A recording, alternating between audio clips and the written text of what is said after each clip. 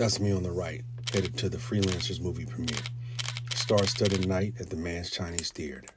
50 Cent was the star of the show, but I was the voice on the soundtrack. It takes a certain type of individual to do what we do. Good guys, bad guys, when it comes down to it, it's about money, fear, and respect. Men like us are built to make the tough decisions. Can you do that? Absolutely. Good thing about it is my first major soundtrack with 50 Cent, Robert De Niro, Forrest Whitaker, and a bunch of other up-and-coming stars. Except I didn't do the registration for the publishing. So I had to take to Google, realize that Spindella Music Publishing / Rag Music was the publishing company entity that I went under. So I hopped over to Rag inside of my LabelMAIT system to figure out what I needed to do next to make sure that not only was my songs registered properly, but I got paid on it. So I went through the protection steps one by one and realized that I needed to check the MLC registration to see if I had any unclaimed royalties in the system. So I went over to the MLC and I went over to their search feature, which is at the top of their website under public search.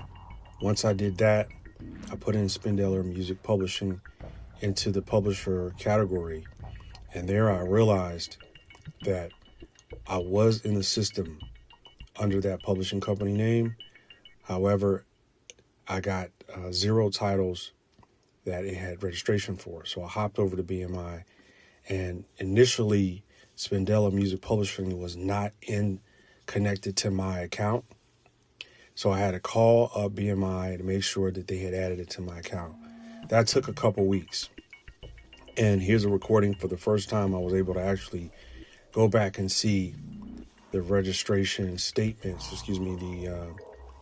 the statements of all of the quarterly earnings. So that took me all the way back to 2016. Now, mind you, the movie Freelancers came out in 2012. The actual movie probably started generating income in 2013. So you had, some period of time where it was not collecting the royalties on my behalf, or it was collecting the royalties, but those royalties were not retained by BMI. I'll get to that in a second. But when I get a chance to go through and click some of the invoices and statements, I realized that there was hundreds of dollars every quarter that I was collecting and earning on my writing publishing for the film Freelancers. By this time, it had already probably been on Netflix, HBO, several other major international outlets. And so as I clicked through the statements, I realized there was quite a bit of revenue that I needed to get. But when I called BMI, they said for years 12, 13, 14, 15, they had already given over the property to the state of California, which is the residence that the Recording Artists Guild and myself had during that time. So I put in Recording Artists Guild into the unclaimed